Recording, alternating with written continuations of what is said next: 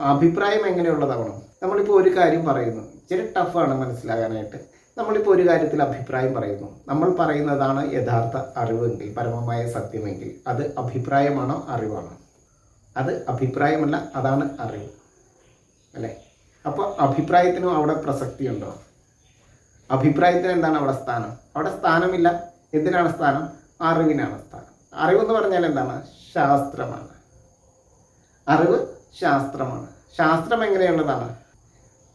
ശാസ്ത്രം സഞ്ചരിച്ചു കൊണ്ടിരിക്കുന്നതാണ്. ശാസ്ത്രത്തെക്കാൾ വേഗത്തിൽ സഞ്ചരിക്കുന്നത് ശാസ്ത്രം. എന്തിനു വേണ്ടിയിട്ട്? ശരത്കാലത്തെ, മരണത്തെ, ശരത്തെ അതിജീവിക്കുന്നതിന് വേണ്ടിയിട്ട് ശാസ്ത്രത്തെക്കാൾ മുന്നിൽ സഞ്ചരിക്കുന്നതാണ് ശാസ്ത്രം. അപ്പോൾ ശാസ്ത്രം എങ്ങനെയാണ്, അറിവ് എങ്ങനെയാണ് സഞ്ചരിച്ചു കൊണ്ടിരിക്കുന്നത്? പരിണാമത്തിലൂടെയാണ് സഞ്ചരിക്കുന്നത്. 3G 4G 5G ഇനി ഏത് ജീവൻ വന്നാലും നമ്മളതിനെ സ്വീകരിക്കും. ലോകം പരിണാമത്തിലൂടെ